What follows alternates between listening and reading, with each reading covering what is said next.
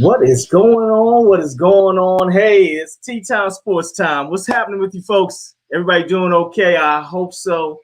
Uh, there's a lot of stuff that's been going on over the last 2 weeks. We are back, and I'm happy to say that we have a great guest coming on tonight, Arthur Jones from way back. Not really way back, but we have a gentleman by the name of Arthur Jones II, former University of Indiana defensive back, as well as a Washingtonian, a native Washingtonian who played at St. Albans High School. I'm trying to incorporate the high school with the college, and I'm trying to do that because we don't have a lot of high school sports right now. We have a lot of youth sports, which is a lot of what we're basing the show on right now. So, I'd like to welcome you to Tea Time Sports Talk. And it's a great sports show that gives you an opportunity to be interactive with our guests and voice your opinions at the same time. Very important. Very important in these day and time, because if you don't have an opportunity to voice your opinion, you might as well just be on cable. So, I'd like to thank you for coming on. June, what's going on? How you doing, brother? I'd like to say hi to everybody. I'd like to give a shout out to the Wilkins family, who just lost their mother. Very special family to me, and I take time because it's my show. I can say we wish you well. Our prayers are with you, and without you guys, hey, the neighborhood's just not the same. So thank you very much for your contribution, and you'll be in prayer.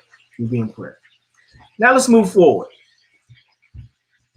Now, let's recap what has happened over the last weekend or so. Tom Brady is back in the big game for a 10th time. This guy will never. I think he's a vampire. If you ask me, Tom Brady, give me a call. You know my number. I think you're a vampire because you keep coming back. Every time they try to put the stake in your chest, you keep coming back. It's incredible. Incredible. At the age of 40 plus, 40 blue, I'll say that.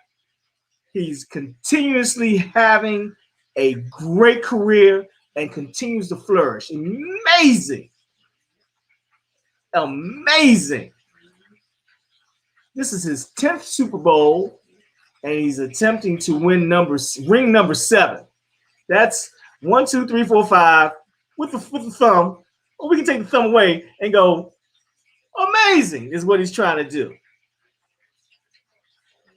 First of all, folks, before we get into the big game, do you think that Tom Brady has a chance to continue his winning ways for as long as he wants? Think about it. He's got an offensive line that blocks for him. He's got tight ends that work hard for him and block and catch the ball. He's got a great receiving core. He's got a running back contingency that has big backs with power running, small backs with scat back running, third down backs that can escape, and a big premier back that can do it all. Catch out the backfield, run up the hole between the tackles, get on the outside and run out off tackle. These guys look unbeatable. They look unbeatable. But then we look at the Kansas City Chiefs. Nobody has remembered these are the defending champions of the NFL. They're the defending champions. And basically, folks are saying, well, Mahomes and the Kansas City Chiefs have a chance. Have a chance? Have a chance? Are you serious? Have a chance. These are the defending champions, and they put up 30-plus points a game. They have a receiver that's probably as big as 5'8" and probably fits in my pocket, and he gets 200 yards in a game. Plus, this is shaping up to be an incredible matchup. If you don't think so, go check out the line on the game. Go check out the line on the game, because the big game is giving you an opportunity to see the old veteran, who really isn't old, and the young new guy who does things like underhand throwing, spirals around his back. I know Tom Brady's like, I can't wait to see this guy. But wait till he gets a load of meat. Incredible. Now, if we look back at the NFC Championship game, how in the world did the Buccaneers get to the big game? They went to Green Bay. They went to Green Bay, the frozen tundra, and beat Mr. Rogers and company, the #1 team in the NFC, probably the best contender, to the AFC champions, Kansas City Chiefs. It's amazing to me how things just get to a point where it gets from ridiculous to absurd to unbelievable completely. You have the Kansas City Chiefs with an unstoppable offense, a great defense that supports them and keeps them in the game on a regular basis, against the Tampa Bay Buccaneers. Tom Brady's Bucks. It's amazing. Now, getting back to the NFC Championship. Did the Packers choke? Did they choke? Because they didn't look like they were ready to play at all. If you ask me, they came out flat, thinking they were going to walk over top of these guys because it was cold, and ended up getting walked over on their own and walked out of an opportunity to play for a ring in the big game. You know, I think that the Buccaneers came with a better attitude. We saw Bruce Arians, the head coach of the Buccaneers, do an interview, and he said, we're not in the big game yet. We still got the Green Bay Packers. Packers were taking them kind of light. Yeah, they're a good team. They got Tom Brady, but we're the Packers. Nah, buddy. No. That's not what happened. As I can remember, you saw a Aaron Rodgers who kind of mailed it in the first quarter. Thought it was automatic. Receivers were dropping passes. Rodgers was throwing interceptions. Don't get me wrong, Brady threw some interceptions too. But it's not how you start the game, it's how you finish the game. Now, I got Brenda Koplich. I hope I'm pronouncing your name right, Brenda. The Chiefs are going to win. By how much, Brenda? Come on, Brenda. Tell me how much. Give me a prediction. Matter of fact, everybody that's watching Tea Time now that has the ability, why don't you give us a prediction of the big game? Let's test your sports knowledge. Let's see if you're really up to date on what's going on. Now, you've got the Tampa Bay Buccaneers that are playing at home against the Kansas City Chiefs. Does anybody remember what happened the last time these two teams played? I'll wait. Oh, I'll wait. It was a blowout. Kansas City blew them out in the first half. Tampa Bay tried to crawl back the entire game. They had a receiver with 200 plus yards in the first half. And then they ran the ball. If you ask me, Kansas City might be coming into this game a little big-headed. A little big-headed. Just a bit. Yeah, little big-headed. Little. I don't want my hand ain't that big. I can't get my head like that. So what I'm saying is this: Kansas City has a great defense. Linebackers play well, understand the pass game, understand how to rush the quarterback. They also understand exactly what their quarterback is going to do to keep them in the game. So they play not just enough, but they play all out. Tyrann Mathieu is telling you, we're coming to play this game. I respect Tom Brady. But when we cross those white lines and get inside that daggone stadium and get on this field, it's a different story. I think that's the right attitude. Brenda said, all I can say is Kansas City has it. But Brenda, can you give me some stats? Just a little bit. Brenda, come on, give me some stats. Give me something.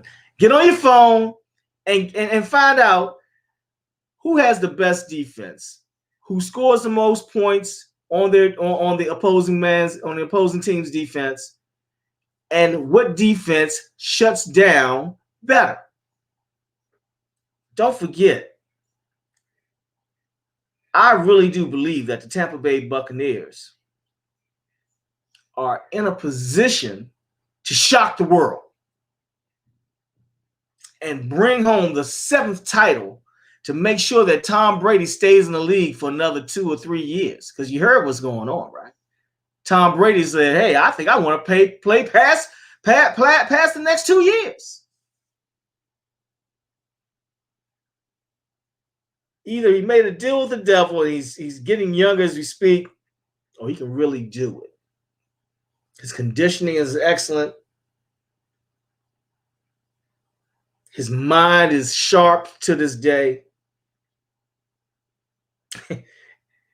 And Bill Belichick is sitting at home saying, I should have kept him for at least 2 more years. You know, football is a fickle sport. You really don't have as many opportunities in this modern game as you did have in the past. And when I say modern game, the modern game has changed over the last 12 to 15 years. And it's been evolving for 25 years. The football game is different. The game of football is completely different now. You're looking at an opportunity and window to win a title and get to the big game from the championship mantra. And your window might be 5 to 7 years, depending on how you sign your players. With Tom Brady and a fixed income, Tampa can get nothing but better. Remember 2 years ago, Kansas City had just lost in the NFC title game to Tom Brady and his Patriots. The next year, Kansas City took that next step and got to the big game and won it.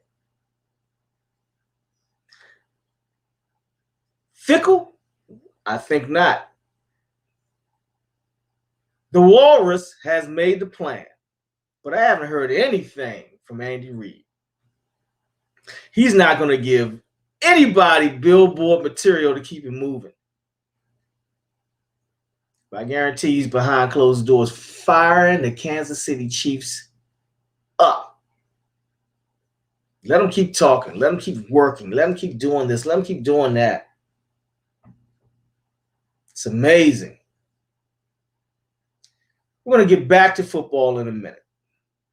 We're going to save this conversation. I wanted to put some questions out there. Brenda, thank you so much for interacting with us. We appreciate it. We're going to get back when we have our guest on. And Brenda, you're more than welcome to chime in. We're gonna include you in our conversation when Mr. Jones comes back on. Okay. But Brenda said Tom Brady is good, but was he too old, Brenda? He might be too old, huh? I don't know. Don't let that old guy fool you. Rip Van Winkle. Hey, he wakes up.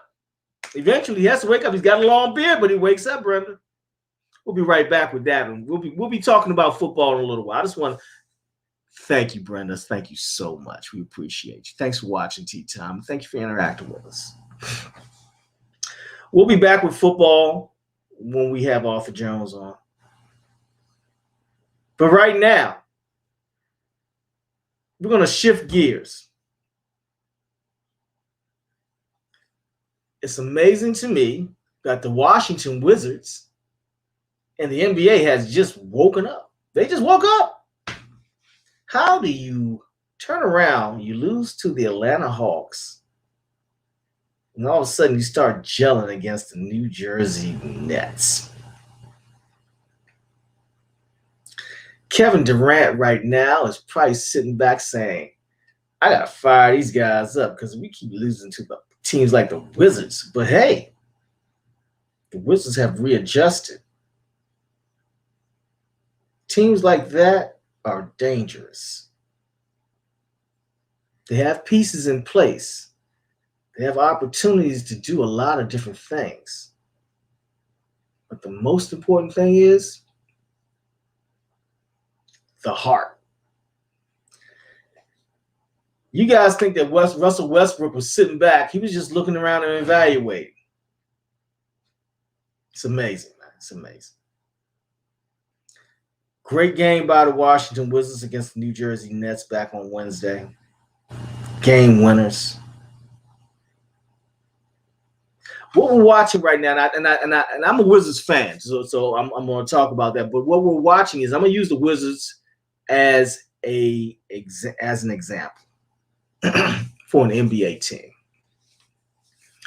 For the last 30 years, also rans, perennial losers.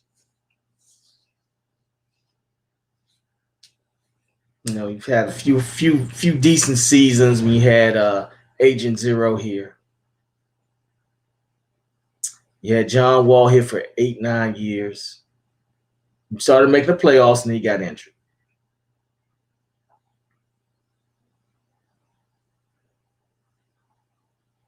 Hey, Gabe, what's going on? How you doing, man?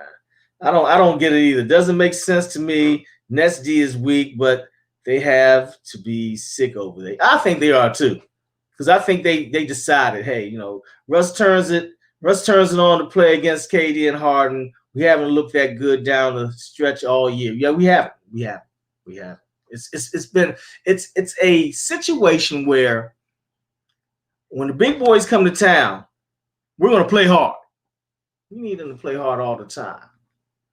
My question is it Scott Brooks? Is it the front office? Or did Russell just decide to play? WrestleMania is rolling. WrestleMania is rolling. And it's doing its thing on a regular basis. You know? But what we're going to do is right now, we're going to come back. We're going to take a break. June, can you put us in the we're going to go take a break. And then we're going to come back and talk basketball, and then we're going to bring Arthur Jones on. So for all you folks that are big time St. Albans fans and alumni, we're gonna bring this guy on and allow him to grace the airways. By the way, where he should have been the whole time. You know, We're gonna come back and we're gonna talk Wizards basketball. Then we're gonna have Arthur Jones on. So Russ, I'm sorry. So Russ, wow. So June, give us a 1 minute break, and then we'll be right back. It's Tea Time Sports. I'm your man T Johnson. Hey, stay tuned. It's gonna be a great conversation. Be right back.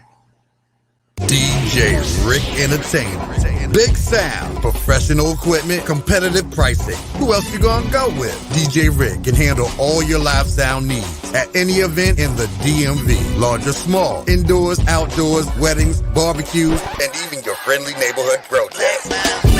You need an experienced and professional sound man? Call DJ Rick Entertainment. 202-749-7903. That's 202-749-7903. Wait a minute. I know what you're thinking. Man, DJ Rick got my event sounding so good. How can I live stream it on the internet? Well, guess what? DJ Rick offers live streaming services too. So you can Facebook and YouTube your event worldwide with full audio fidelity. Call DJ Rick Entertainment. 202-749-7903. Or send them an email. DJRick4321@gmail.com. That's DJRIC4321@gmail.com. Big sound at competitive pricing. And now live streaming. DJ Rick Entertainment.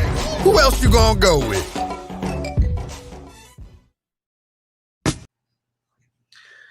Welcome back. It's Tea Time Sports here. I'm your man T Johnson, and we're sitting back and we were talking about football for a little while. We got into a little Wizards thing, and I had to take a break because I wanted to make sure that we had enough time for our guests. So without further ado, ladies and gentlemen, I want you to help me welcome to Tea Time Sports talk show a gentleman that I had an opportunity to meet back in 2011. Just so happened that he was a high schooler at the time. Very inquisitive, very intelligent, very driven. Kind of made me feel uneasy at first. I was like, this kid, is he 45 or is he 16? But as we got to know each other, as I got to know a lot of the kids at the St. Albans School for Boys, this is what they put out. Ladies and gentlemen, from St. Albans School, the Washington native, and Indiana University defensive back. He's back now in DC doing his thing. He's gonna let us know what's going on. Ladies and gentlemen, please welcome Arthur Jones II. 16 back then, and now I'm 26, but I feel like 45 after all the years of playing every. You look good for 45, man. Every different sport for the last 20 years, man. I feel like it. How you doing, man? I appreciate those words, Coach Johnson. You know how it is, man. Known each other for about a decade now, and I've been on your show twice now. You actually have. 5 years ago, I was on the 640 evening show. That is correct. Right down the road.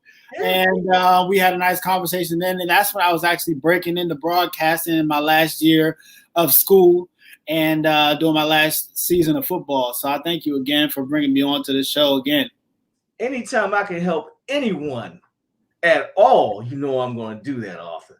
But for you, I went a little extra for you. See, here's the thing. You did not have to do that, but you did. And so I appreciate you for that, and I appreciate you for the platform and the conversation we're going to have today, and the many more conversations we're going to have in the future.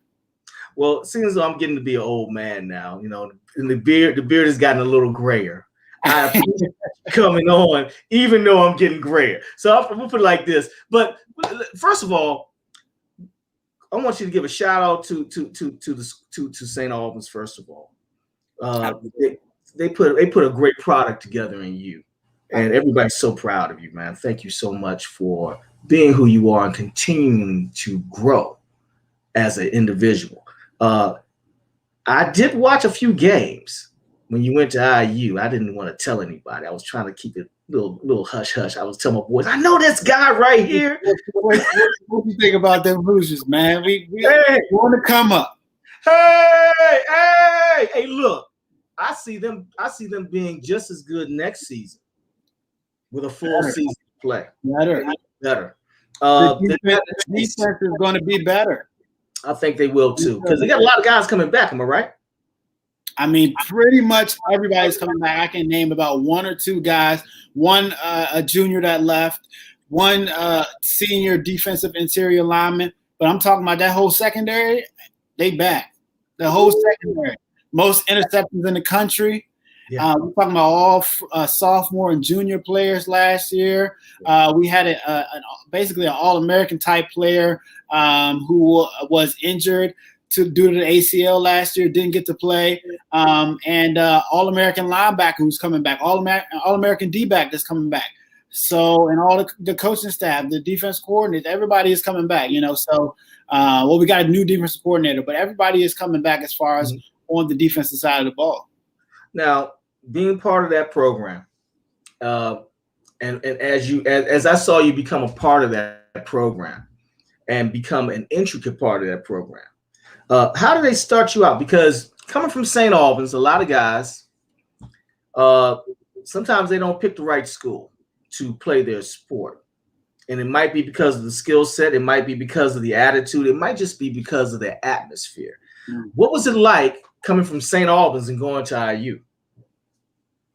Well, first and foremost, it was an easy choice for me because I ain't had no more options. I took a chance, and anybody that knows me, my story, and talked to me or have seen anything that I've done so far knows that I was a walk-on at Indiana University. Right.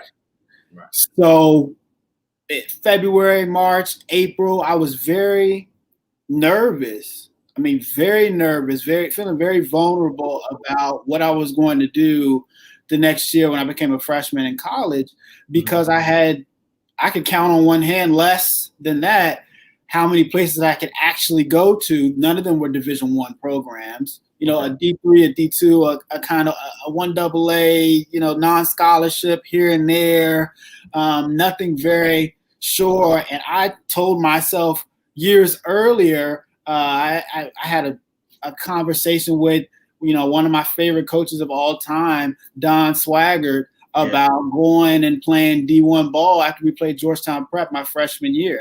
I remember like it was yesterday. And he said, you keep on the trajectory that you're on, you will play D1 ball. And so when I got to be a junior, I got to be a senior in high school, and it didn't look like that was going to be the case, I had to take a chance.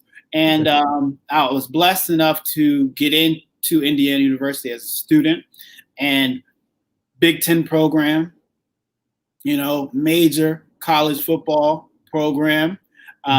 Big Ten program is major. Say that again. I didn't hear you. The Big Ten program is the majors you can get, man. It's the major leagues, Coach. It's the major leagues. And, we play in the Big Ten East Division, Ohio State, Penn State, Michigan State, Michigan. Those are the blue bloods of college football. That's true. We play every single year. Yeah. Right. So it was a no-brainer when I was like, okay, I got into these schools, and this is my shot. This is my shot to get where I want to be.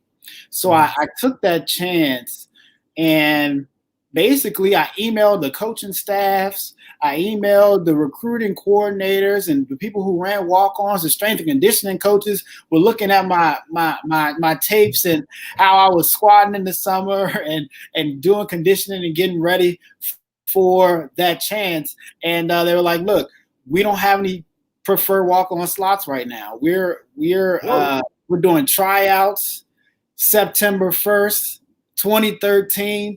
You come out the second week of school, they had already played a game. And they had already played a game against Indiana State. It was Navy week and second week of the year. And they took about 35 guys to the practice fields, and we got on the line. We tried out, right? We did stretching. We did conditioning. We did drills. We did agility. We did one-on-ones. And at the time, if you remember, I was playing running back and linebacker. I was trying to go out for a running back / slot receiver type of guy because I was 185 pounds at the time. Yeah, we were right. And big running backs run 220 to 250. Yeah, they big boys out there, man. Right. So I was going out for the slot receiver, running back type thing, and I swear, after we stretched and did the agility drills, they put us through 2 more drills for 10 minutes, and it was it. That was the whole tryout, right? That was it? I got 10 minutes, okay? Wow. And so the defensive coordinator walked up to me, and he said he saw my name on the list, and he saw the way I was, carrying the ball in the running back drills. He was like, "What else can you do?" I was like, "Coach, I can play whatever you want me to play." He's like, "Go out and play corner. We're doing the one-on-ones right now." And I went out and played corner. They snapped the ball, and 3 straight one-on-ones, incompletes, broke up all 3 passes. One of the guys didn't even get off the line. So I just I just showed that drive, that determination, and that will to make the team and to get in the program. So the defensive coordinator came up to me and was taking my name down and talking to me. The offensive coordinator as well. All the coaches and the strength coaches were like, "Okay, who is this kid from DC?" Boom. That was day 1. So you impressed him. You impressed him a little bit. I tried to do what I had to do. That's it, right. Losing this up a little bit. Yeah, okay, loosen it up. So that was day 1, and then day 2 came around under the lights. We were in the stadium Sunday night, right after the team had finished the scrimmage. Same guys went in, and at that point in time, all the coaches had kind of identified me and were evaluating me. You know how the scouts do and whatnot. They were really only talking to me. So in the back of my head, I was like, okay, can't mess this up because the lights is on, right? Mm-hmm. And so the heat is on. And so the same thing happened. They took me aside individually. And at that point in time, it was kind of like they were evaluating me for real, whether I could do this or not. And so 2 days later, they send us an email, and it says the first thing I remember it was like yesterday. The first thing it said was, "Well, unfortunately," I was like, "Oh man, I didn't make it." Right? That's not what you want to hear. And so they were like, "Unfortunately, we couldn't take as many guys as we thought we were going to take." Right. And so at 35, they took 6 of us, and I happened to be one of the 6. How did that feel when you got an opportunity to get a jersey? Man, I the first thing I did was call I was so relieved because when I got out there to Indiana in August of 2013 and people were like, "Okay, you're trying out for the football team. What if you don't make it?" Coach, I didn't have no backup plan. Yeah. If I wasn't going to make that team, I don't know whether I was going to just work the whole year and try out the next year or transfer and go and look for the next walk-on spot because I had to play ball. I'm going to stop you right there. We had a conversation in your senior year. Mm-hmm. And I asked you, I said, "What happens if you don't make it?" Remember, I don't know if you remember that. I said, "What happens if you don't make it?" And I said that to you because I wanted you to understand that the contingency was there is no contingency. You're going to make it. If you get the shot, fine. If not, then you get a great education because St. Albans prepared you for that. But what I didn't expect is I didn't expect you to quit. We were all like, he's going to make it. He's going to get a shot. I mean, that's big time. That's Big Ten football, but you can play Division I majors. We weren't worried about that. It wasn't even about the schoolwork. It was about the intestinal fortitude of trying to make a team, put yourself in a position where we have been preparing you for that for a long time. I was not surprised. In fact, I expected 3 or 4 more guys from your class to try to do the same thing. Right. And they decided that they didn't want to try it like that. Right. When they saw you do it, they were like, "Man, he's doing well." I said, "You could have done the same thing." I had a lot of those closed door conversations with many of my coaches and mentors at St. Albans. You, Coach O.J. Johnson, Coach Boswell, Coach Snell, Coach Swagger. All of those coaches were very influential in my life. Coach Bobby Fields. Bobby Fields is a fan. He said, "You a fan? What's up, Bobby?" The list goes on because Coach Bobby Fields and I, and the basketball court. He used to say I was playing football on the basketball court, but that's what you were doing. It's funny that Coach Fields is on this right now because I swear on everything, my favorite sport, my favorite activity to watch, to play, to do, I just consume. I love basketball. So I had to play through my senior year of high school with Coach Fields, Coach Johnson, and those guys. Went down to Florida, started out 9-1 back in the day, went to the ice. Exciting time, by the way, man. We're like the only team in the last 16, 17 years to go to the championship, man. And it was just because we had a group of guys that came together and were well coached and had that chemistry, and people knew their roles, right? We had the star players, we had the role players, we had the in-between, we had the young guys, we had the veteran leaders. So shout out to Coach Fields, Coach Johnson, Coach Cornelius. Say it again. O.J. Johnson, I'm going to stop you. O.J. Johnson and Bobby Fields, man, are incredible individuals that put a lot of faith in you guys to do the right thing. And I keep saying this, and somebody asked me one day, why in the world are you over there trying to coach under those guys at St. Albans? They do nothing. I'm like, because I'd rather coach guys with heart that go to class than coach guys with skill and talent that have nothing else on their minds. And I think that's the same precedent that was set by the coaches when I walked into that situation and I met you guys. And I said, these kids are special. It's funny you say that about people saying, why go up to St. Albans, or, St. Albans this and St. Albans that. I remember when we started the Bishop Walker tournament, and I believe it was around 2010, my 9th grade year. And when we would have the public schools, the Cesar Chavez, the Roosevelts, the Woodall Walls, whenever those teams, even the teams from around the country that would come, whenever they would come to our school and our campus, they would be like, wow. They love the school. St. Albans. This is the facilities that you all have. These are the opportunities that you all have. They don't have this at Cardozo. No.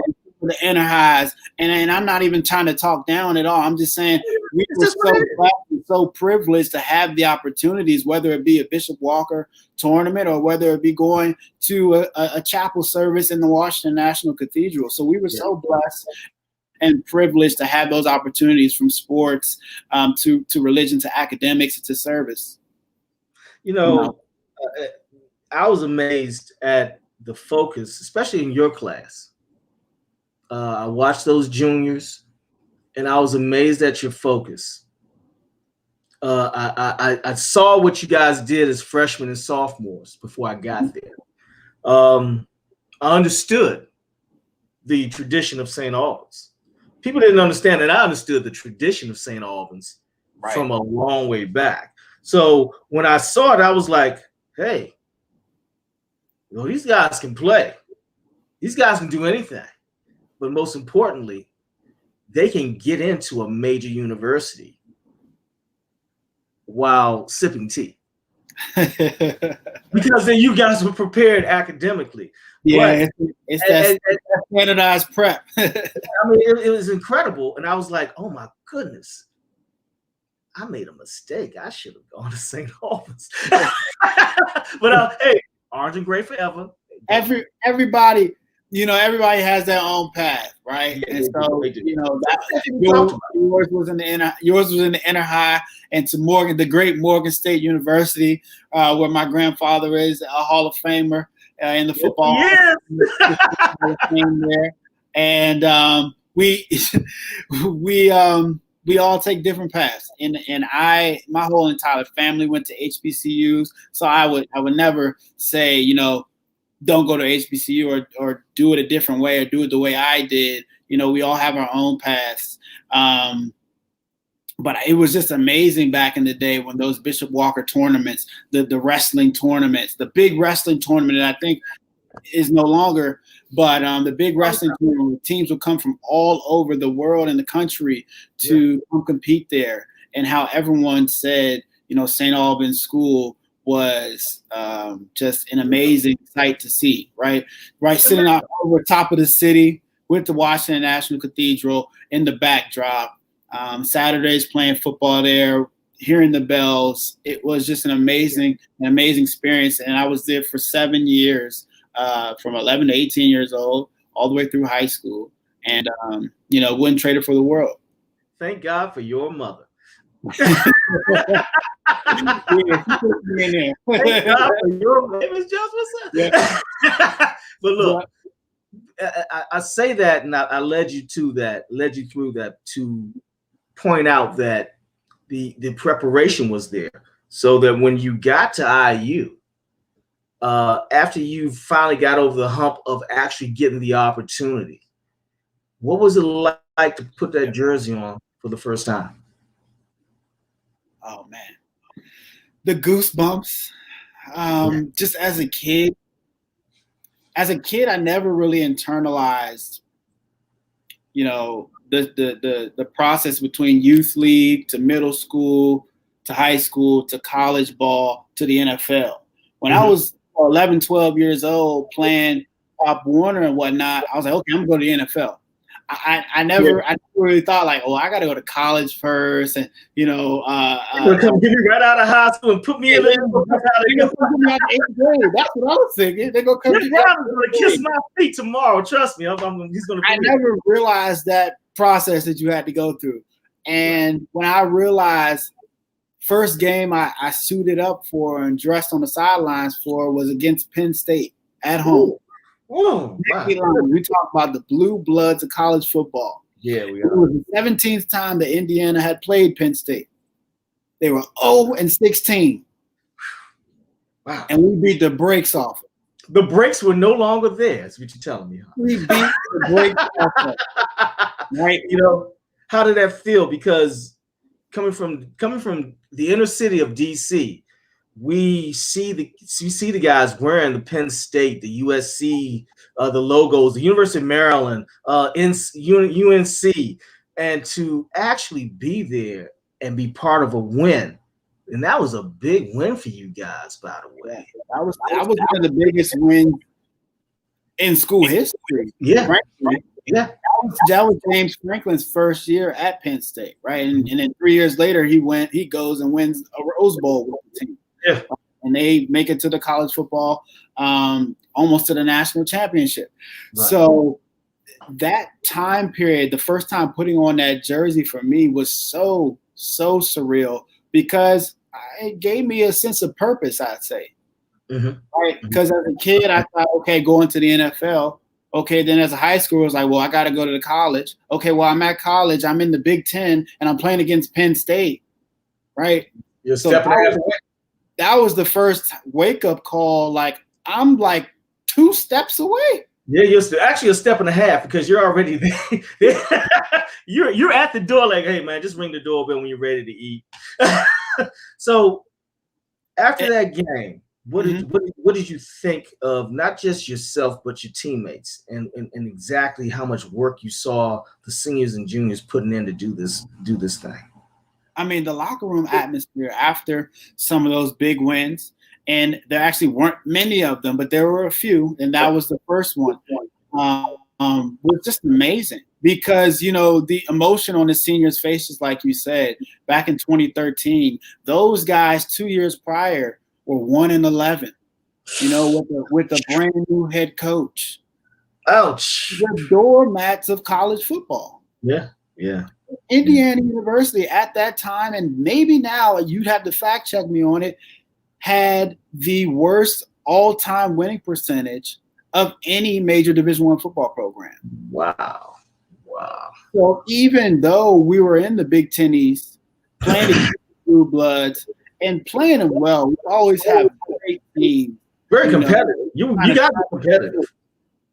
Extremely competitive.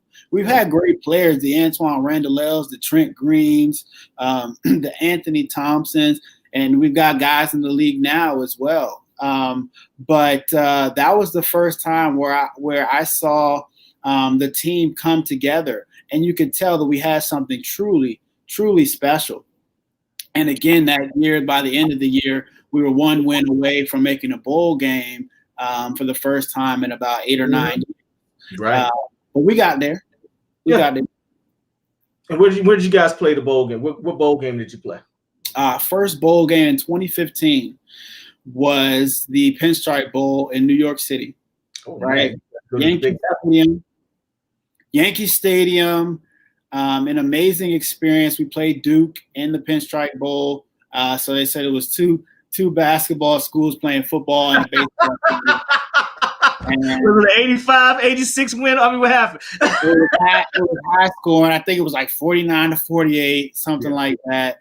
And we won't talk about the ending, but it was an overtime loss for us. And that was an amazing experience. And for me, being from DC, my mother grew up in northern New Jersey. Grandparents lived there. So I've been to New York plenty of times, numerous times. But I'm with a whole bunch of guys from the Midwest and from the South. So it was a huge culture shock for them. And they had an amazing time. And I got to show them around the city a little bit. And it was so much fun. The game was amazing. Playing at Yankee Stadium the night before, we had a nice dinner there, and you get to take a picture with the World Series trophies, and you see Babe Ruth's name and everybody's name up there. It was an amazing experience to go to my first bowl game in New York City, and everyone had a ball. To this day, they'll tell you that was probably one of their highlights of college football for them. Well, that was your first year, so the next year, the expectations are a little higher. You're no longer just a walk-on. You're expected to compete for a spot and push other guys. On top of that, compete with some of the recruits that were coming in, because now folks are like, well, hey, they went to a bowl game. Let me get over here. So what happened the next season? Yeah, let me stop you. So that was my junior year. We went to the junior year, right? That my walk-on year, when I walked on my freshman year, we were 5-7, missed the bowl by one game. Gotcha. Because we lost to Minnesota, the Minnesota Golden Gophers at home. We were down 3 on a I think it was like a 3rd and 3 from like the 25, and we threw a backwards pass instead of running the ball, and he dropped the ball and they called it a fumble. So to this day, if we had ran the ball or kicked the field goal either, we probably would have gone to a bowl game that year. Gotcha. But after the walk-on year, it's crazy. The red shirt process is it's so grueling. Yes, it's a monster. It's a 6-7 day grind of constant lifting, constant training, full padded practices, in every degree weather. The snow, that was the big snowpocalypse. There was a huge snowstorm. We were practicing outside in the snow, and it was a lot. It was not fun. We beat Purdue every year. How it's like to play in the Indiana versus Purdue game, 4-0, never lost. So you gotta ask somebody else. I ain't never lost.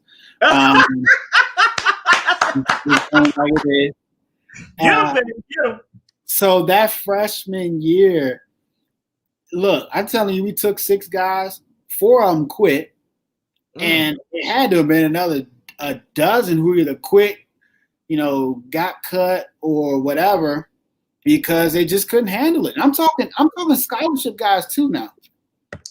I'm talking scholarship guys who literally legitimately quit, right? Because they couldn't take the freshman red shirt workout and practice regimen. It was that brutal. I'm talking Sunday lifts into practice, into Tuesday full padded practices with lifting at 6 a.m. in full pads. You're going outside getting beat up by the starters because they're getting ready for their games. And then by Friday, you're doing the same thing, full padded, live contact scrimmage while lifting every week. Mm-hmm. Every single week. It's not an inviting situation. It's a very brutal situation that if you're not careful, it could end your career. Yeah, I mean, I talk about this quite often. It's only the strong survive. Right. So you put up or shut up, right? So if you weren't prepared like I was with Coach Brian and with Coach Snell and with all of the coaches at St. Albans, if I hadn't have been prepared, oh man, it would have been a short career for me. But I might have even affected your academic situation as well. Most definitely. Yeah. Most definitely. And so after the freshman walk-on season, we go into winter conditioning and then spring ball. And spring ball, actually at the college level, it's like every man for themselves. It's a clean slate. You're going to get your reps. Your reps might be third team reps, but if you do well in the third team reps, you get to the second team reps. You do well in the second team reps, you go to the first team reps. So it's every man for themselves. They moved my position again. I went in at running back to try out. I was moved to the defensive side of the ball at cornerback. Then they made me gain about 12 pounds and moved me to free safety. And at free safety, I was like a third stringer in spring ball. And like I said, every man for themselves. I got the reps. I just didn't capitalize on them like I would have liked to. As a 19-year-old kid playing safety for the first time in D1 ball. Did it help that getting the reps and having that sort of failure in terms of not getting where you wanted to be? Did that help you, or did that inspire you to make a decision if you wanted to play this sport anymore or not? That's a great question, because it did both of those things. And here's the reason why. It helped me because at the end of spring ball, they evaluate you. You go in with the position coach and the head coach. Now, my head ball coach came from Oklahoma. He's got the Outland. He got the Outland Trophy behind him, and another trophy that says Adrian Peterson, and another trophy that says Adrian Peterson on his left side. Right. So it's a daunting experience to walk in there and have him tell you, like, we like you. You know, you work hard, but we want to see some more growth out of you. It's a very daunting experience because you don't know how to take that, right? Does he really mean that, or is he trying to tell you better get on your SHIT? Yeah. Okay. Yeah. When I went into my evaluation with my position coach, and he said similar, but he kept it real with me. He was like, "Look, we like you. You work very hard. I don't see you playing though." Ooh. Okay. Huh? Challenge. Yeah. Well, challenge. That's a challenge. Well, challenge accepted. So I'm gonna stop you right there. I would have got mad and said, "I'll see you tomorrow." Right. And you can put some pads on too, and I'll make you a believer too. And that's how I would. That's just me. You might call me a little crazy, but I'm like, Coach, I'm gonna hit you too on the way out the door. Now I'm gonna make you mad. I'm gonna make you play me, whichever you want. You see. And I'm sorry to stop your story, but this is a message to the youth and the high school players. It's never good enough. It's never good enough. And we talked to you about that. Yeah. Even when you feel as though you're happy, wipe that smile off your face, because it's never good enough. Because the money's not on the table yet. But go ahead. I'm going to go ahead. I'll go right here.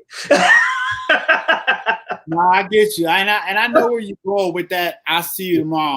But my thing was, I was going to see him every day in that summer. That's right. I was going to see him every day at practice the next year to prove both of them wrong. And here's the thing. It wasn't just them. You know, it was to prove to myself that I made the right decision. Exactly. It was to prove to the years that I've been playing this game since I was 8 years old that I belong. And I went into that summer, aced all my summer classes and really focused on my craft and getting better at the defensive side of the ball and playing defensive back, which I previously hadn't really played. I kind of knew here and there playing at St. Albans. They would put me back there a couple of times, but I didn't really know how to play corner. I didn't really know how to play. You were not a full-time safety. No, I was not. Right? I was just a football player, and you could interchange me in different spots just because I loved the game. Okay. So that summer, I had that in the back of my head, and we get to August when training camp starts, and essentially you're supposed to get a call. All right, so practice starts tomorrow, right? Meetings start tomorrow. Mm-hmm. We're going to go full padded. Here's the schedule. And I didn't get that call. And when I didn't get the call that I got was, you're about 2 or 3 short. So again, as a walk-on coming in, all I wanted to do was play ball. I envisioned myself going to the NFL, right? And so they're telling me now that I can't play. So people who don't know, in Division I football, they take 105 guys to training camp. That's right. There's 85 guys on a major team on scholarship. That's that right. leaves only 20 for walk-ons. Now, Indiana, we had 40, 50 walk-ons, right? And I knew I was in the top half, but I fell short of making it into training camp. So my name was on the roster all year long, and I was on the website and had gotten awards, and scout team player, and all of this, that, and the third. Had 3-4 tackles, pass breakup in the spring game. All of that was erased, right? The first week in August 2014. So essentially, I was cut from the Indiana University football team after my first year. And how did that make you feel? I mean, it's probably the lowest point in my life. Good. Good. That's good. Because that's why I showed up. Yeah. That's why I went to class. That's why I woke up. That's why I trained. That's why I studied film. That was they dumped your dream on the ground in front of you and walked away. For lack of a better word, that was my purpose at that point in time. I got some better words for you, but we won't say it. But go ahead. And, let me ask you. I want to move forward a little bit. When is it that they made a decision to bring you back and put you on the active roster? Well, I mean, it was not long after that, because essentially they were saying, wait by the phone, because injuries and things happen. You're not far down the line. So once the guy in front of me, still one of my friends to this day, but once the guy in front of me actually got hurt, an ankle injury where he was going to miss a month, they had to bring in the next man up. So I was at the facility day and night, training, working out, couldn't go to practice, couldn't watch practice, couldn't be in the team facility with the team at any point in time, because that's an NCAA violation. Right. So I was watching film when the team was at practice.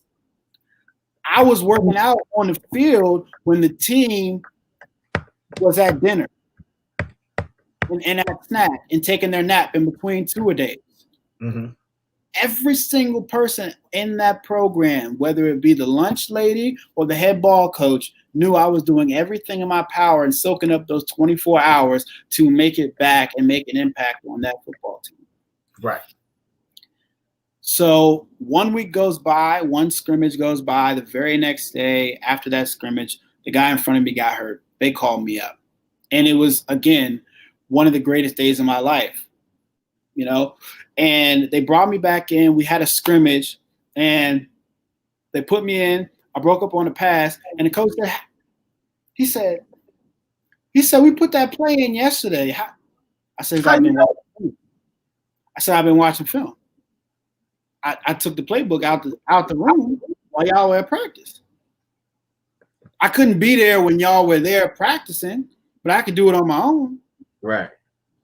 So right then and there, we go into the season. I'm on the scout team again. And it's like deja vu. I'm, doing the lifting. I'm going in. I'm doing everything that the freshman walk-ons and the redshirt freshmen are doing. All the guys that aren't playing, and we go into play Missouri on the road. SEC team, real big team. Back when they had Shane Ray and that monster defensive line. They went to the Big 12 championship the year before. They were an amazing team in the early 2000 teens. Yeah, they had great defense and big wide receivers. Yes, exactly. Right. They had the boy Dorian from Missouri, who was the number one receiver in the country, and 6'4", 6'5" receivers. Great team.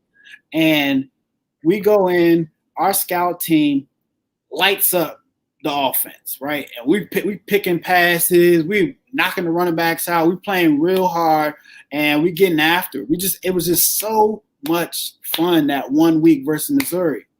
And of course we were underdogs against this SEC power. They were number 16 in the country, went down there, we won. That was the first time a Big Ten program had ever beaten an SEC team on the road, a ranked SEC opponent on the road, right? Our Indiana program. Right? That's asterisk number 2, because you had the Penn State thing. I'm going back and letting folks see that. Go ahead. Number 2, right? 2. 4 times, never lost to Purdue, never lost to my rival in college. That's okay. 3. Okay. So that week, the coach gave the whole entire defensive scout team player of the week. So this is like the second or third time that I've gotten that award. Then like the next 3 weeks, I got the award again. And after the third time I got it, the coach was like, yeah, the guy who's about to get this Scout Team Player of the Year award really needs to be playing now. I'm looking around. I'm like, who you talking about? Come on me, right? So he calls my name out. I get the award, and then my coach comes up to me and he was like, yeah, we got you on a couple special teams for the next couple of weeks. And that was October 2014, and by November 5th, we play in Penn State again at home, second year in a row.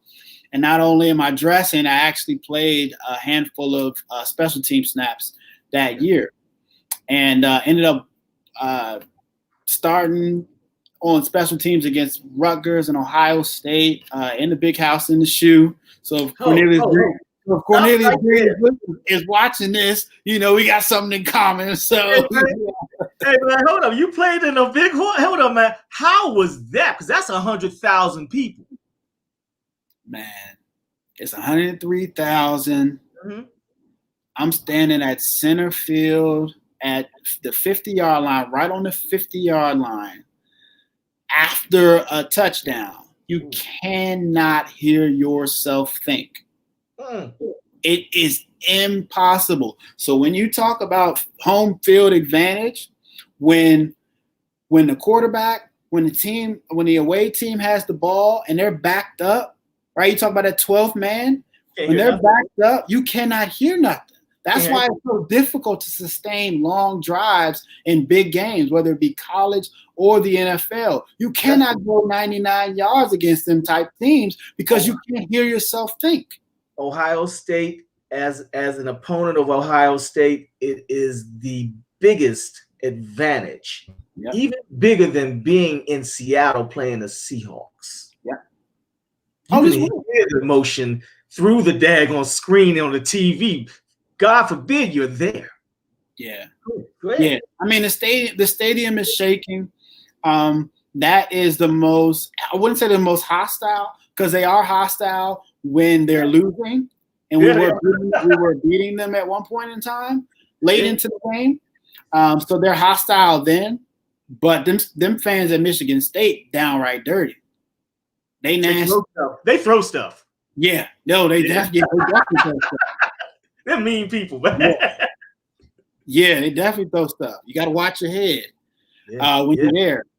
It's worse than playing that Cardoza back in the 80s. Go ahead. And y'all know who y'all are. So don't play around. Y'all know who y'all are. Go ahead, Arthur. Go right ahead. Yeah. It was a little bit. I want my helmet back. It was a little bit like playing Bullets in 2011 too. But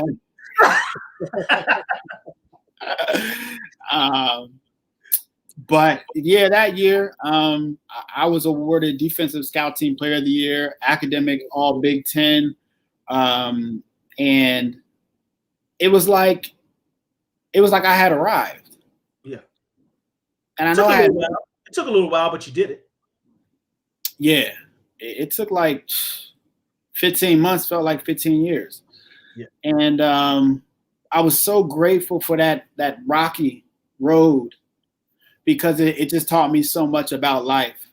And I was knocked down. I was knocked down literally and figuratively that year. But once I got back up and was able to get another opportunity, I showed everyone from top to bottom that I was meant to be there, and that I think I showed that I was a special person, a special player. Now let me stop you right there, because at St. Albans, you got a chance to play a lot. You played wherever you wanted to play almost.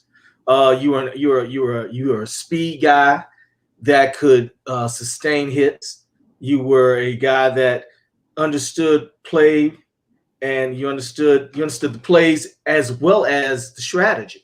So being in a position where they put you where we're not trusting you with everything, Arthur, we're going to give you this piece right here. It's a big difference from playing at St. Albans where they say, here, here's a playbook, figure out what's going on. Then we get into practice. We're going to give you the opportunities that you need. We're going to use you as much as possible. It wasn't that key. It wasn't that case at Indiana. So what is your main message to kids right now, just from this point right now, that are in youth sports and in high school sports that are having so much success? What do you tell them? Yeah, I think we touched on this a little bit yesterday. Yeah. With some of the guys who are having success in college and are going to college now, who've had high school success. It's really a grown man's game. Yeah. And I'm not just talking about on the field, because of course it's football. You want to take hits. You got grown All-Americans, people with families. I mean, I played with guys who were 30 years old. So, so from that aspect, you got to take the game serious as if you are a grown man playing it professionally. That's but right. Off the field, as far as your film study, your lifting, your training habits, going to class, making sure that you're eligible to even play. And thank you so much, Coach Johnson. Shout out to Coach Johnson. OJ. Ladies and gentlemen, OJ Johnson. Coach OJ. And, Coach OJ was a dual sport athlete in college, and he can talk about this just as well as I can with playing basketball and football. Dual sport and successful at Division one dual sport. Now, right. That's right. Not community college, not anything like that. No, we're not PG community. Nah. Yeah.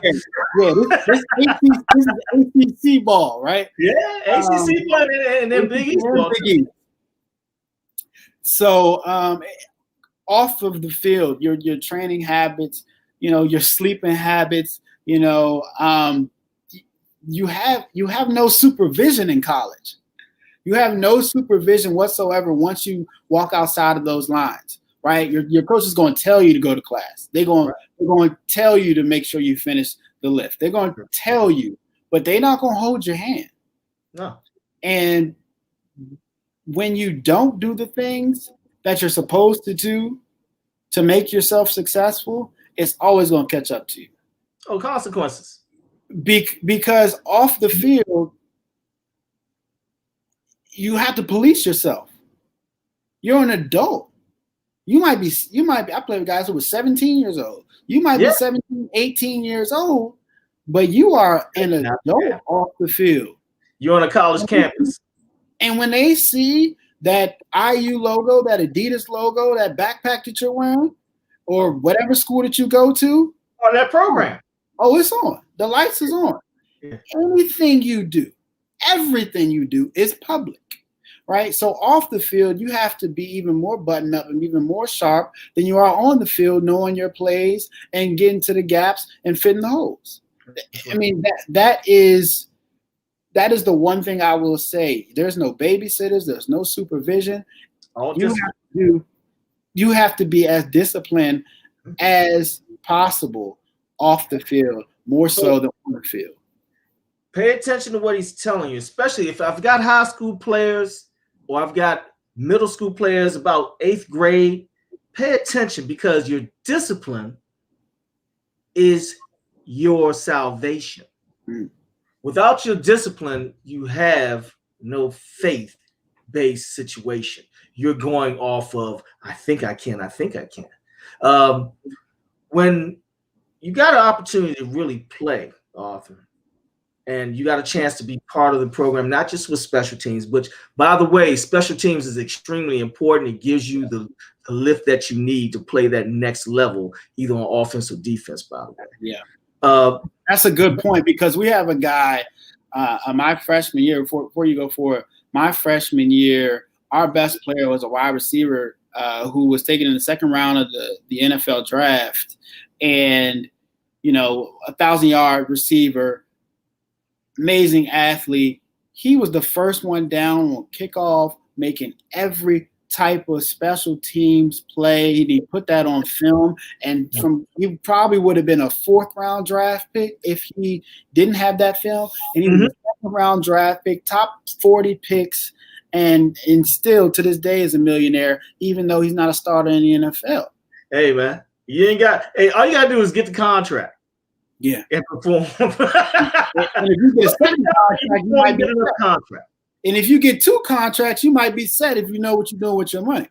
Hey, man, anybody got 2 contracts, man, give me a call. I need to borrow 10,000. So that's so I've got a question for you. You had a teammate that played for the Washington football team at one time, the quarterback.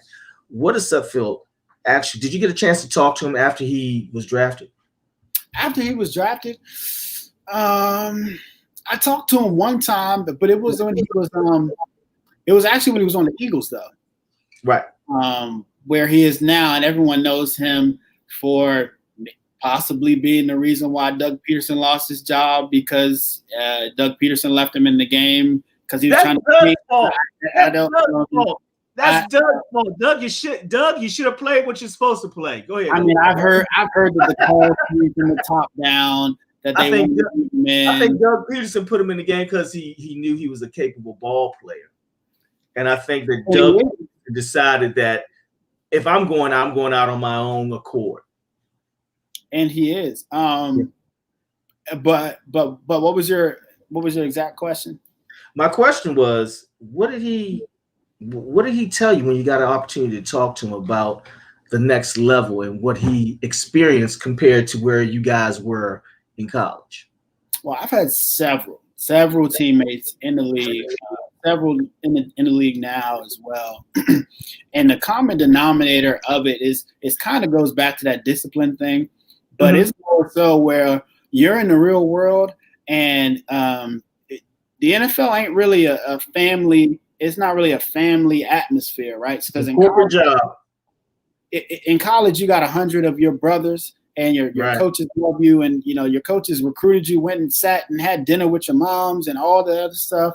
In the NFL, you walk in, you punch the clock, and you in and out, right? And if you don't do your stuff, they'll just send you home packing. Right. It's that simple, right? If you don't make your plays on the field, there is no off the field, making sure you go to class. There is no off the field, making sure you show up for your lifts, and there's none of that. If you don't do the X's and O's during that 3 hours of practice, right, that's it. Go ahead. Dwayne Haskins. He's a whole different category, because that ain't even. That's a totally different world right there. That's not even what he needed somebody to hold his hand. Well, don't nobody hold no grown man hand when Well, it's that's time. what he needed. Yeah, that's Right? what it is. He needed that or a foot in his behind. But, I mean, he needed a wake up call, and I think he got it. And Tomlin is probably the best coach for him. Probably one of the best for him. I don't think, and we'll make this comment on Dwayne because I think Dwayne actually is a nice guy, but I do believe that Dwayne got the rule messed up. If you're going to be a leader in the NFL, you have to lead by example first, so that when you open your mouth, people will listen. And that's the NFL. If you don't show up, shut your mouth and wait till your turn. You've had, and now how many guys do you know that you've played with in Indiana? Do you know offhand how many guys have gone to the league? Because you had guys that were there before, while you were a sophomore and junior, that were in the league before you, and now you got guys that are behind you that are in the league now. So I mean, I think the low number would be 15. Yeah, that's about right for a major college program. Yeah, I think the low number would be about 15, and I think the number currently would be about 8. Yeah. Okay. 8 right now. Well, let's Several played in the Super Bowl. Yeah. A couple of Super Bowl winners, including Sudfeld. Yeah. Let's move forward a little bit now. We're gonna leave Indiana. We're gonna go to the end of your senior year, and what was the atmosphere like last 3 games of the season for your senior year?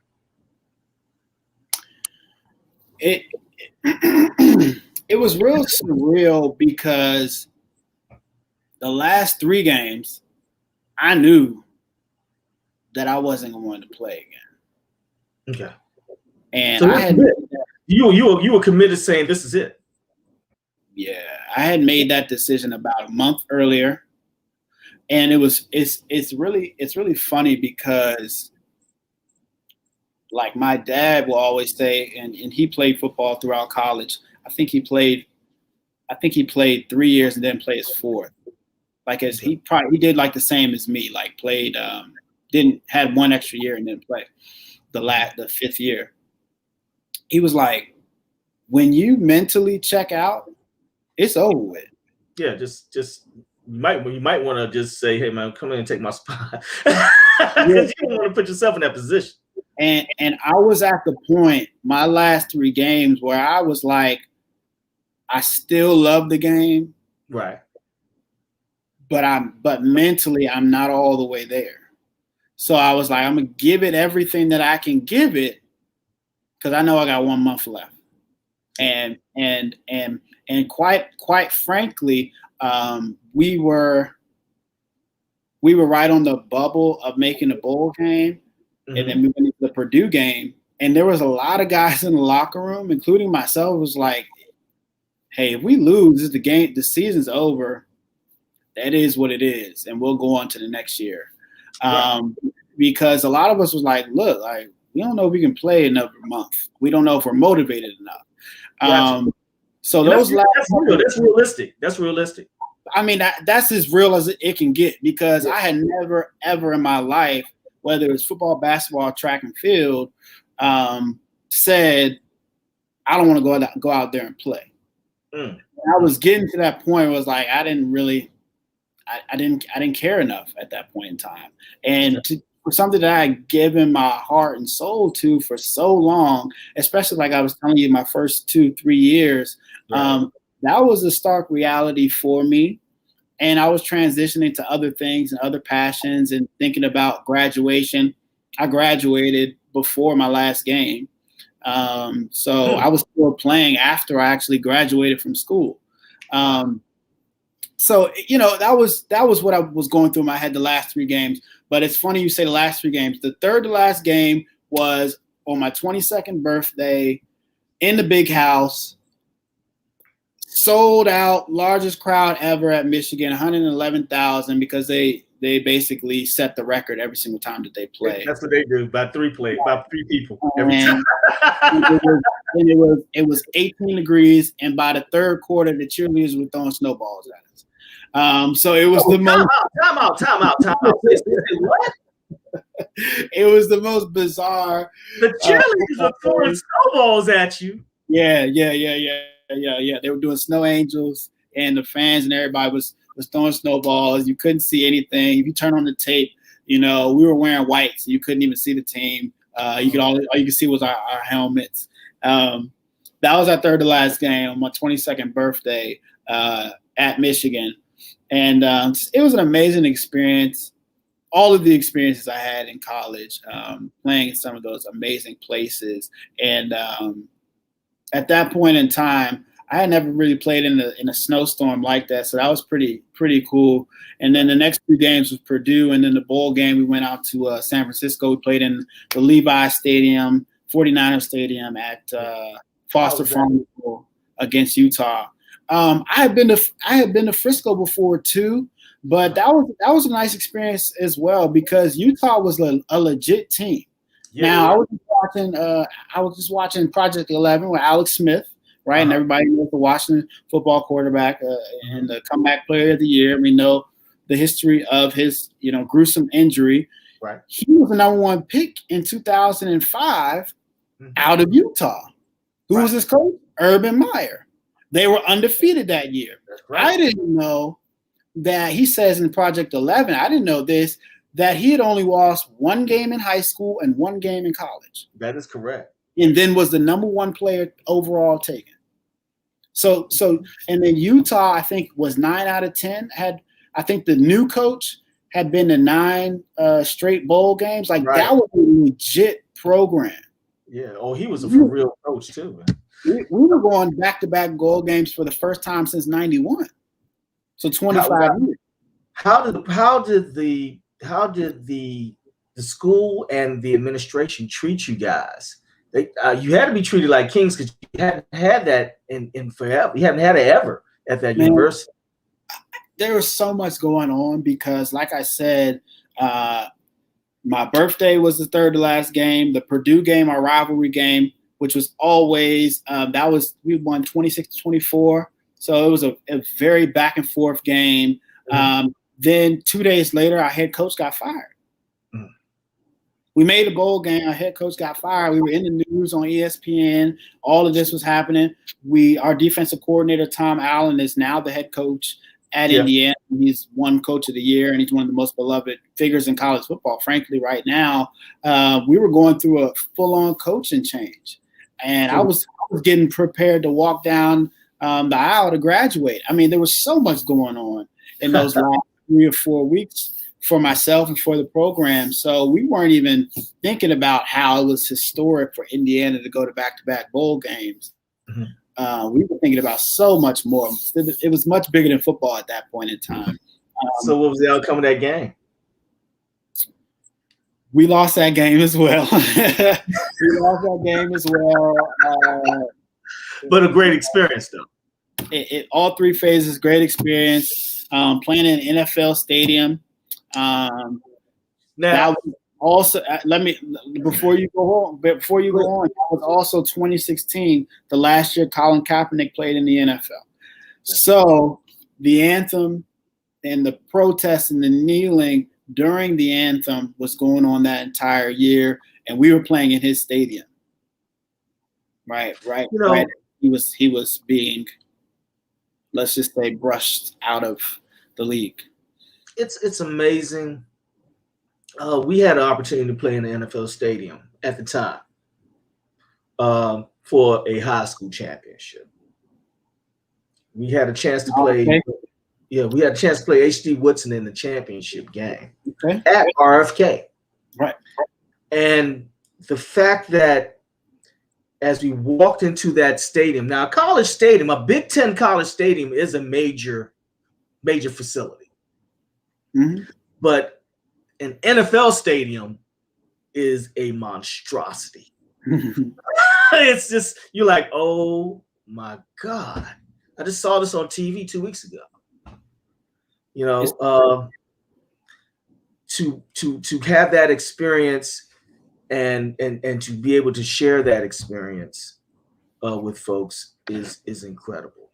And I'm happy that you came to share that experience with me and my viewers here on Tea Time Sports. What do you have to say in terms of the preparation and what it gave you to be what you're doing right now. And then we're going to get into what you're doing right now before we wrap up. Well, I think athletics and the arts, right? Mm-hmm. So I played in an NFL stadium. Mm-hmm. I played in a Major League Baseball stadium. Mm-hmm. The greatest franchise of all time, maybe even sports, the Yankee Stadium. Right. And also for 7 years, I sang in the 7th largest cathedral in the world. That is true. So each one of those stages, I believe, prepared me to get into the television industry and the storytelling industry that I'm in now, because I am not afraid of anything for, many reasons. Yeah. But I've just been on the national stage since I was a child.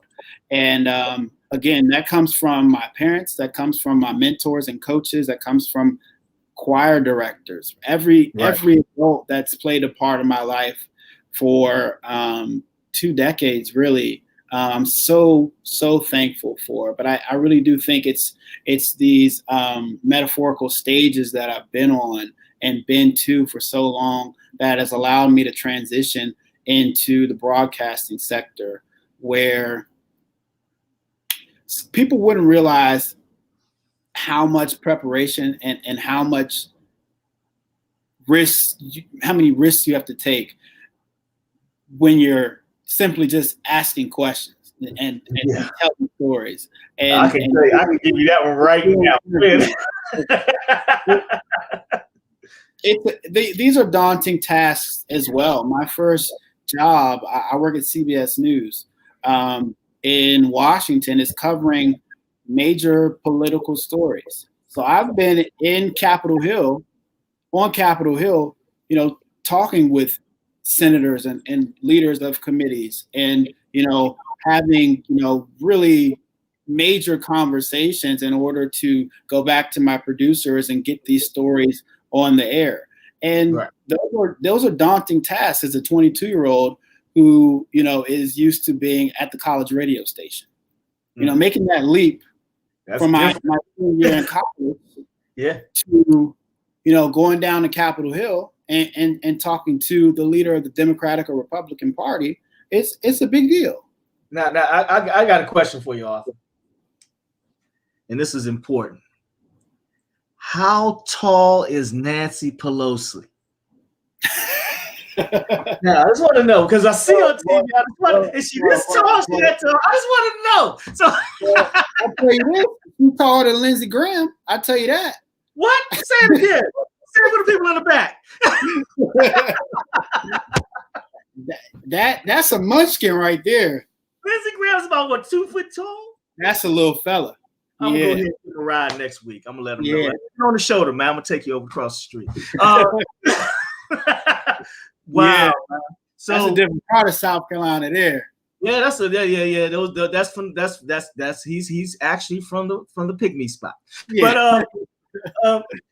But what we're talking about here is because what's your preparation from elementary, middle school, high school, into college, and through college into where you are now. Are you happy? Wow, that's you don't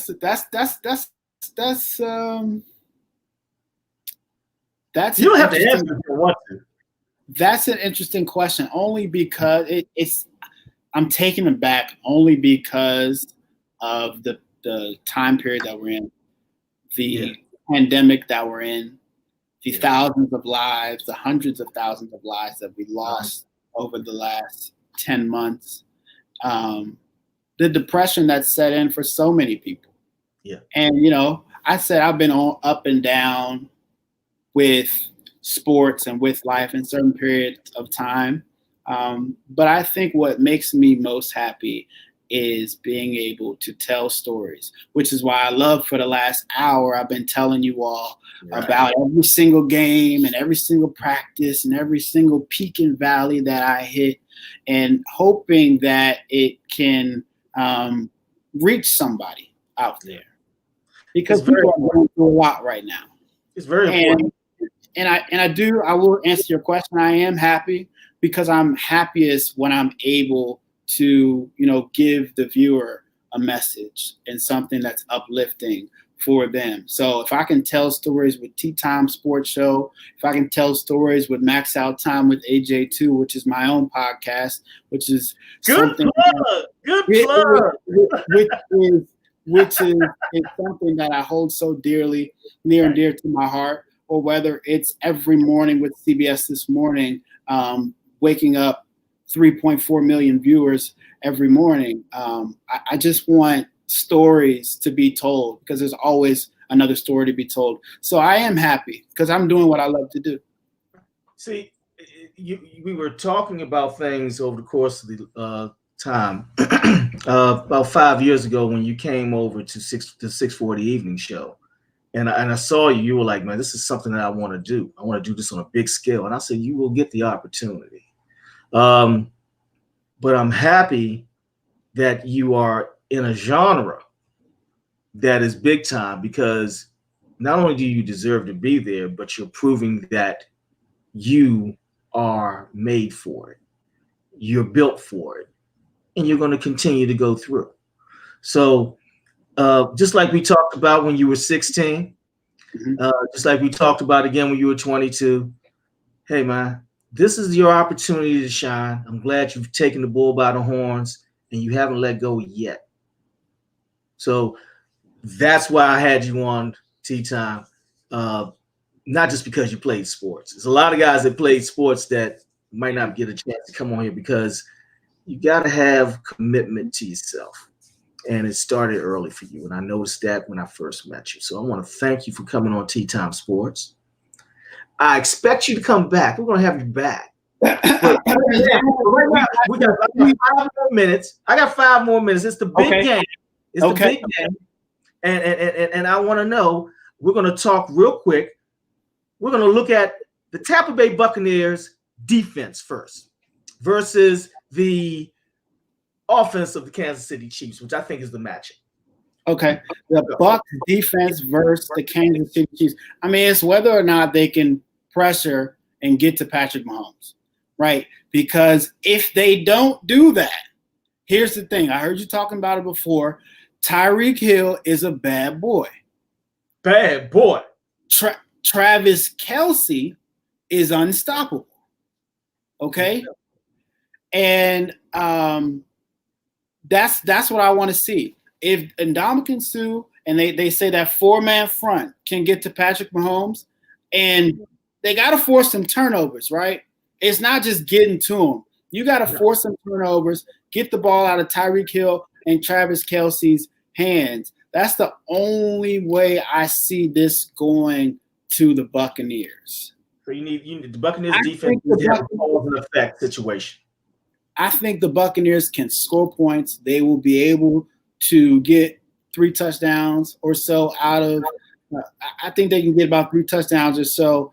But Patrick Mahomes and the things that he can do, if he's not pressured, and I'm talking about sacked all night long or sack fumbles and setting up, field position for Brady, it's going to be a long day for the GOAT. Okay. The GOAT versus the kid. The kid was here last year. The kid lost to the GOAT 2 years ago. He wants that revenge, and he's got the best weapons in the game. Tyreek Hill is right outside of my top 5 as far as receivers. But if he does well in this game and redeems himself from last year, it's no reason why he's not in front of some of those guys who are in the top 5, because ain't none of them guys playing in the Super Bowl. Okay. Ain't none of them guys have done it at this. Devontae Adams ain't been to no Super Bowl. He's an amazing player. He's probably the best receiver this year. No opportunity for a ring yet. Tyreek Hill been in 2 of them. Julio Jones was amazing in the Super Bowl. They lost. Hey, okay. So what about the Kansas City Chiefs defense? Those linebackers, the safeties that keep rolling up on the line, rolling back on the line. They can roll all the way up to a blitz package and then show you nothing and drop all the way back and be too deep. Tyrann Mathieu, versus my man Tom Brady. That's a bad boy. Now, I would say this. If this was last year, I say Tom Brady would have a field day because of the inexperience of the Kansas City Chiefs. That's right. The Kansas City Chiefs played in the AFC Championship against Tom Brady 2 years ago. Last year, they were in the Super Bowl, and I know they were playing against, Tom Brady light and Jimmy Garoppolo. Yeah. But, Tom Brady light. This is the third go around for them. It's the third straight championship, and now the second straight Super Bowl for them. So I don't see them having a problem with 43-year-old Tom Brady, and that's no disrespect to 43-year-old Tom Brady. Not at all. Whatsoever. But they were just here last year.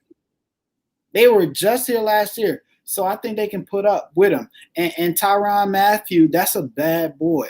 And I'm talking about when I go back to college, that's who I emulated. That's who I looked up to. That's who I patterned my game again with before every practice and every game that I went out. I was watching his highlights.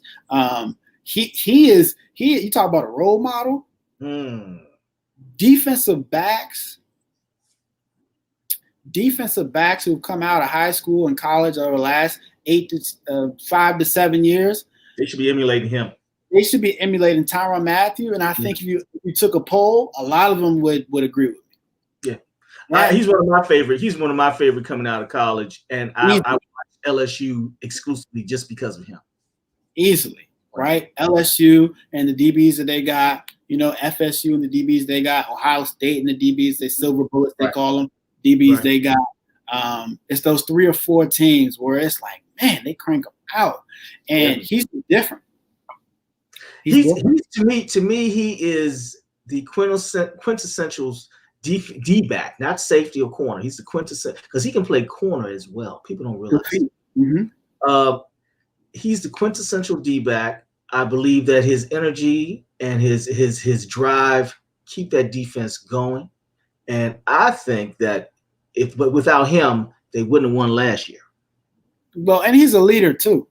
Yeah, he's a born leader. Yeah. He's gone through a lot in his life, but he's got some good mentors. My man who played in the NBA, John, played in the NBA back in the 80s and went to Maryland, played basketball in the 70s. I think he might have coached for the Rockets a little bit. Anyways, but his John Lucas. Talking about John Lucas. Is that his last name? Yeah, just John Lucas. Got the mustache. Yeah, used to play tennis over at Carter Barron all the time. That's John Lucas. He's got great mentors. Great mentors. John Lucas, right? John Lucas, prime time, because John Lucas came to speak with Indiana when I was in college. And I mean, he just had a profound impact on us. And this was around the same time Tyrann Mathieu had gotten into the trouble. And he was mentoring him, and he mentors so many other professional athletes. That's why I say Tyrann Mathieu has been through so much. He's such a great leader and an outspoken player, and he's very talented. And he plays the game the right way. He plays the game the old school way. You talk about football's changed, and we could do a whole another segment about how football is ever evolving now. He plays it the old school, the rugged, the dirty, the downright dirty way. Right. He is what I call Jack Tatum like. See, I know that was my favorite player of all time. 32 was the meanest, nastiest dude that ever put on a daggone uniform. And God bless his soul. I think that he's been resurrected in Tyrann.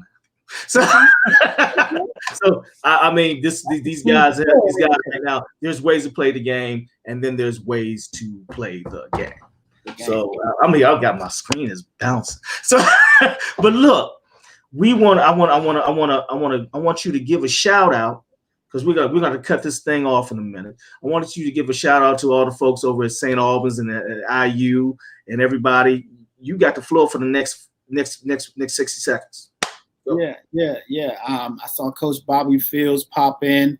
Yeah. I saw Coach Johnson pop in, and I want to give a special shout out, God rest his soul, to Coach Malcolm Pittman, who we lost last year. And if people don't know Malcolm Pittman, they can Google him. My God. An amazing athlete, football player from West Baltimore, went to UVA, played back in the 80s. East Baltimore. East Baltimore. Don't sell them short. I apologize. McDonough, back in the day, would have been his 20th year coaching at St. Albans. His son Martin is like a big brother to me. We still talk to this day, and he coached me in every sport in high school, all 4 years, and was just an amazing mentor to me. My first year in college, I wore the number 3. That was a number given to me, and that was his special number. Yeah. And I felt like it was just meant to be because Coach Pittman wore that number too. And I just want to give a special shout out to him and his family and the things that they've gone through over the last 11 months or so. I miss Malcolm. Yeah, we do. It was almost a year to the day that I went back to St. Albans to speak with the track and field program, which was, his baby. He was the track sprinting coach, and everybody loved him.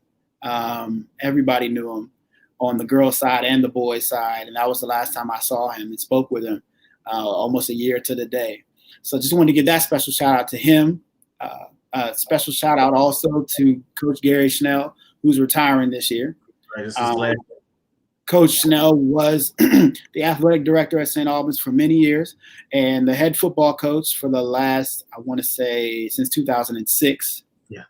Mm-hmm. Which was also the year that I entered St. Albans. So we entered at the same time. He was one of the first coaches when I went out for the 6th grade football team that I connected with. And then for the next 7 years, I was, we were tied at the hip. And then, of course, Coach Cornelius Green, the legendary first African-American quarterback at The Ohio State University. Ohio State University. Yeah. I wish I could have gotten his Buckeyes one of those times when I was in Columbus. Hey, Cornelius, what's up, man? He's smiling right now because that's right. Go ahead. Not us, not the Buckeyes. Right.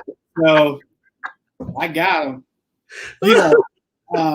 But the first day he stepped on St. Albans campus, I remember him coming to a basketball scrimmage out at Wise. Shout out to Wise. Coach OJ was the coach there before he got to St. Albans, and he was tearing up that PG County. Yeah. And winning state championships. And he and Coach Green came out to a basketball game, and we weren't playing up to par, I'll say. It was the first half of a game. We were playing another private school who we should be wiping the floor with. And he was like, y'all need to take some pride in this sport. Uh-oh. We are familiar. Right? He was telling us we are St. Albans. Right. Like we were going back from the beginning. You better play like it. You better show it. You better show up. Leave it on the field of the court. Mentality, because that's only an Ohio State University individual would have that type of mentality, because that's where when they go anywhere, I don't care if they're going down to Tuscaloosa. You're going to win. I don't care if they're going down to Tuscaloosa or they're coming out of College Park to play the Terps. We are Ohio State, right? OHIO. We are the Ohio University. And so that's what he had instilled in us, that we got to go in there and say, we're St. Albans, we playing our game. And I wish and I hope, I pray that our teams, have that fire and that mentality at St. Albans now, just to go out and play your game and play with pride. It's coming back. You playing for St. Albans. Like, do you know where you actually are? Man, you have to know. This is where it all started.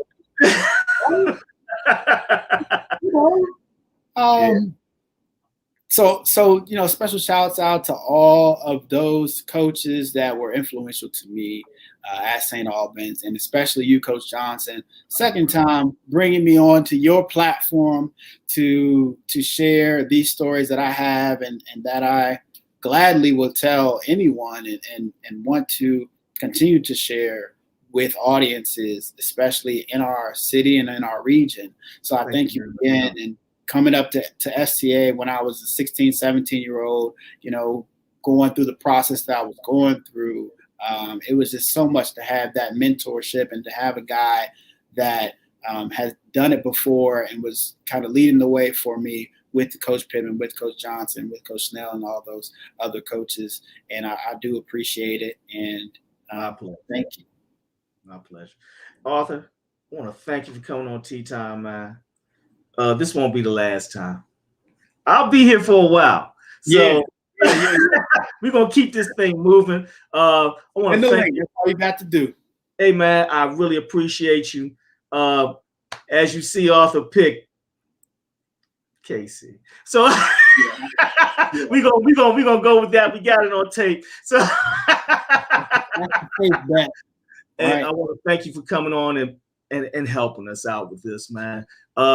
We will have some more guests coming on Tea Time. We're going to have some things going on. We're going to start shifting gears after this weekend from the big game and football to basketball and baseball. Mm-hmm. So be looking out. I've got some things. I got some surprises coming. And we're going to have some more legends on as well. Arthur, great having you on. Thank you. I wish you much success.